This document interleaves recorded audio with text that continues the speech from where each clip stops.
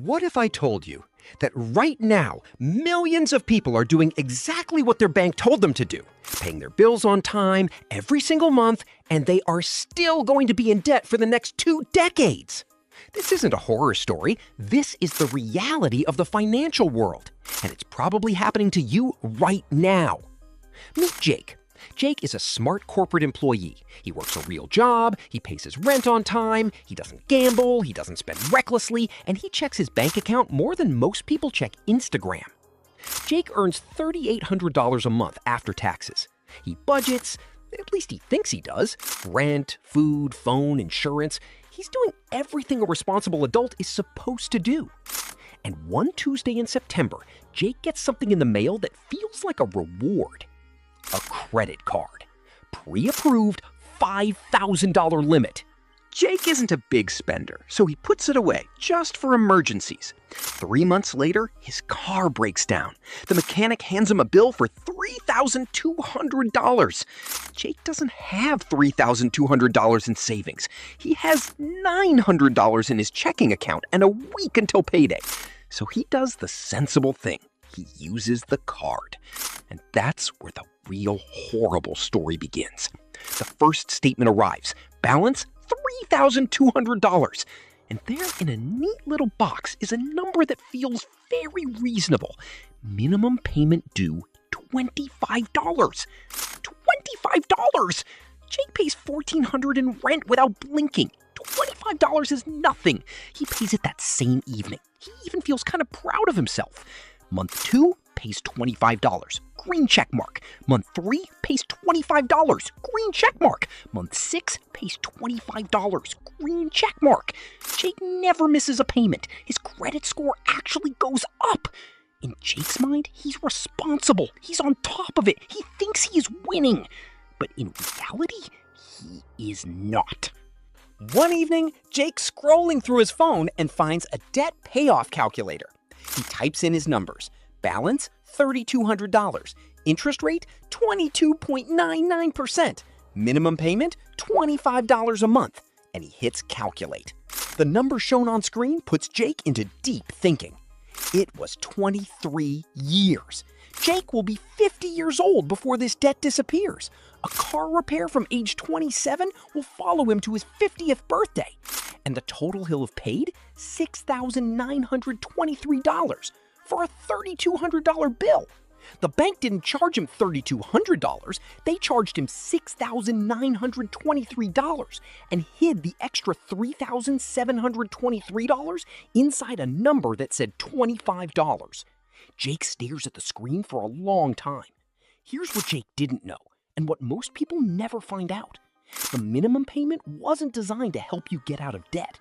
It was designed to keep you in it. Before the 1970s, banks required customers to pay off their balance in full each month. Then they discovered something. Customers who carried a balance were extraordinarily profitable. So they invented the minimum payment, a number small enough that you'd always say yes, and a number that almost entirely covered interest while barely touching what you actually owe. In Jake's first year of paying $25 a month on $3,200, $359 went to interest. Only $41 came off his actual debt. That's not a bug, that's the product. Jake closes his laptop. For about 10 minutes, he just sits there. Then he does something that changes his financial life. He opens his budget, a real one this time, not the vague one in his head, and he finds $150 a month. Streaming services he forgot about, a gym he hasn't visited since February, coffees and lunches that added up to more than he ever noticed. $150 a month. That's what he redirects to the card. He runs the calculator again. Paid off in 24 months, total interest paid $740. He looks at the two numbers, $6,923 versus $740. The difference? $5,983, almost $6,000 saved by paying $125 more per month. Let's zoom out for a second, because this is the lesson that nobody teaches you in school. Every extra dollar you throw at high-interest debt is a guaranteed 22% return. Think about that. The stock market averages around 8 to 10% a year. Paying down a 22% interest card beats the stock market, guaranteed, every time. And those $5,983 that Jake doesn't give to the bank, if he invests them instead at a modest 8% return over the next 20 years, that's nearly $28,000. He didn't get a raise, he didn't win anything, he just stopped doing what the bank told him to do. The minimum payment is not a lifeline, it's a leash. 24 months later, Jake makes his final payment. Not at age 50, at age 29. The debt that was going to follow him for 2 decades, gone in 2 years. And that $150 a month he was throwing at the card, he doesn't go back to his old habits, he just redirects it to an index fund. If you have a credit card balance right now, here's your 3-step plan. Write it down. Step 1, find the real number.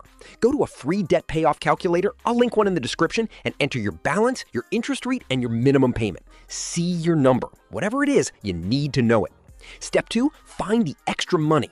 Go through your last 30 days of bank statements, look for subscriptions you forgot, habits that cost more than you realized, anything you can redirect. Most people find $50 to $200 without changing their quality of life. Step 3, pay more than the minimum, every single month. It doesn't have to be $150, even $50 extra changes the math dramatically. The goal is to make the minimum payment feel insulting, because now you know what it's actually costing you. Jake was a completely normal person doing exactly what the bank told him to do. The only thing that changed was that he found out the truth. Now you know it too. If this video saved you money, and there's a real chance it just did, share it with one person who has a credit card. That's all I ask. See you in the next one.